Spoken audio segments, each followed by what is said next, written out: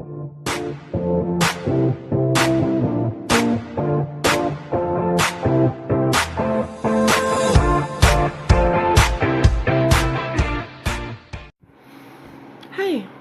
since I haven't been able to sleep, because I'm stressed, of course, I thought I would get on here and let you guys know what's going on. I mentioned in my haul video, I think, or the other video, that I was having a procedure done this weekend. Very early Saturday morning, I have to go to Longview, which is like 2.5 hour drive from here, to have an infusion. I was diagnosed, as you guys, most of you guys know, a few months ago, not long ago, with MS. And they did an infusion. I can't tell you the medication name. It's like, it's a huge, I don't know. But anyway, it was an infusion. It was a 24-hour infusion. 12-hour. It was 12-hour infusion of medication that I would have to do every 3 months, and it would keep a lot of symptoms at bay or not letting them get worse, help with breakthrough pain, things like that. Well, I've had to call my doctor, that doctor, and let him know. Well, I talked to his nurse, because you never talk to a doctor. But let them know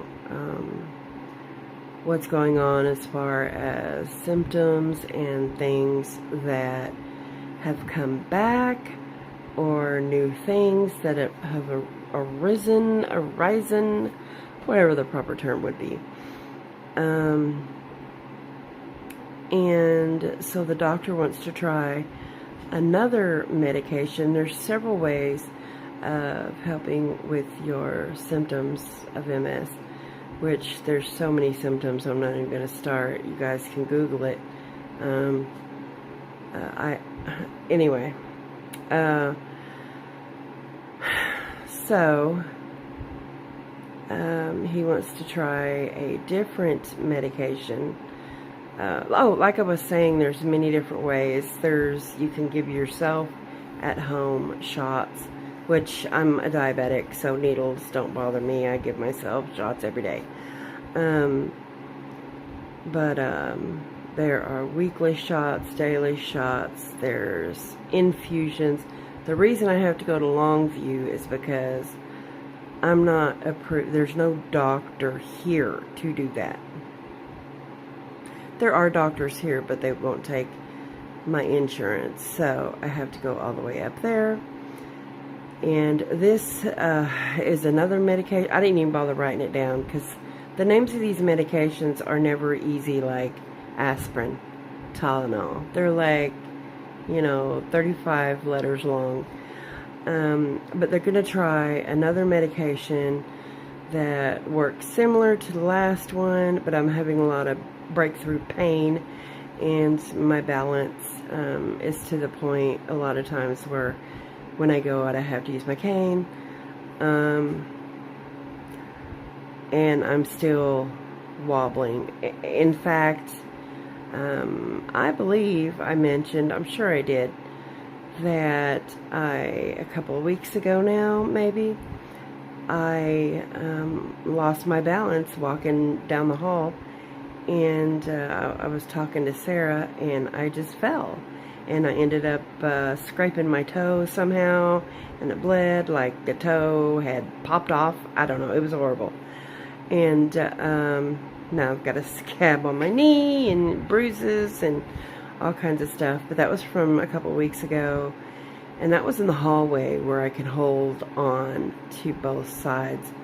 But not all days are like that. A lot of days aren't nearly as bad. a lot of days are horrible with vertigo and balance issues and pain, and pain mostly being cramp type pain. And that's like not in any specific area. It's just wherever the heck it feels like doing it, and brain fog, which is more so than I normally have. But anyway, so I'm not right in the middle of an exacerbation, but I'm either at the beginning or just getting over a small one. But they want to try this medication, which again is every 3-month infusion, but he thinks that it might work a little better than the other one. Because I'm on so many different medications, what they're doing is trying to find something that works for me with the least amount of side effects. Because I'm already on Phenagrin and Zofran. It depends on what type of nausea. For the medications that I have to take every day. We just don't know which medication it is. And when I see my PCP, at least every 2 or 3 months, and I see him very frequently, we're both looking at, I mean, we have redone this and redone this and redone this. Is there anything I can get off of? Anything at all? I'm not on blood pressure medication anymore, so that was one thing. But I have to take, I have to take things for things, and then things for other things, and then things for symptoms of things.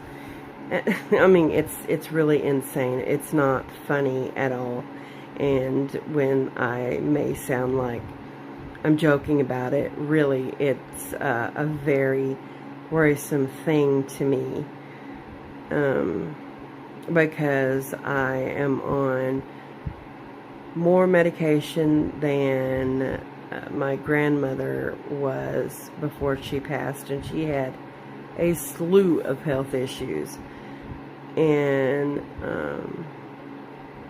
I'm on way more medication than she was.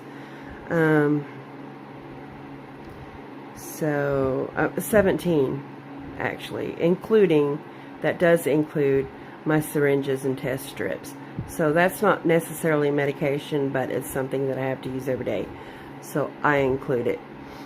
And that's just ridiculous. Going into the store, the pharmacy, getting my medication, and walking out with a suitcase full is ridiculous. And there really isn't anything that I can stop. But that's really not what I'm talking about. I just wanted to say my ex-husband, Sarah, wants to spend Father's Day with him anyway.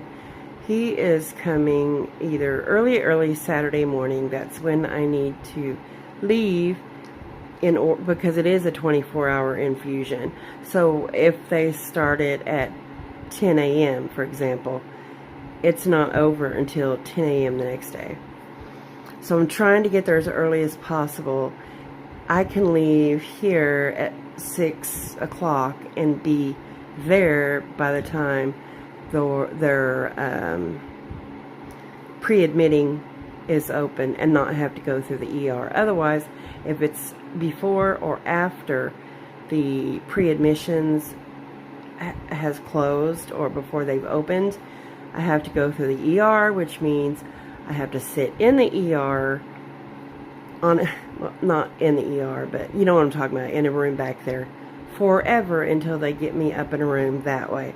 And it's a lot faster. So he told Sarah I wasn't there. That's when I snuck off to the Dollar Tree.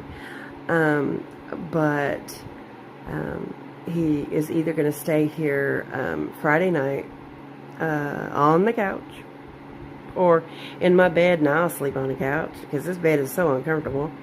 It's a hospital bed, and believe me, it's very cheap. Medicaid pays for the cheapest possible. My videos are always so long. I'm just so gabby. Anyway, and he is bringing her his Xbox because he never plays it, and she is a gamer. So she's excited about that. But she also feels, I know, she'll feel a lot more comfortable. She always ends up, when I'm in the hospital for anything and she stays at her dad's, she always ends up calling, video chatting or whatever. Just, she needs to be talked down because she is so upset and crying and anxiety and, you know, all that. And I know she'll feel a lot better being at home. So he will either stay here Friday night so I can leave super, super early, or get here super, super early Saturday morning, and then I can leave when he gets here. I'm kind of hoping he gets here Friday night so I can, like, leave out by 5:30. So I'll be there before pre-admissions opens. I don't know what time they open. I'm assuming like 8. I don't know. I have no idea. Maybe earlier. But anyway, so that's what's going on this weekend. So hopefully I'll be back home sometime Sunday afternoon. Yeah, fun times, fun times. But anyway, I just wanted to let you guys know, so maybe you could say a prayer that this medication works longer than a month, because it was about a month ago when I had the first infusion, maybe a little bit, maybe 6 weeks, I'm not sure. And I hate it because I'm alone and so far from home, and then I got to drive all the way back afterwards. It just sucks, you know.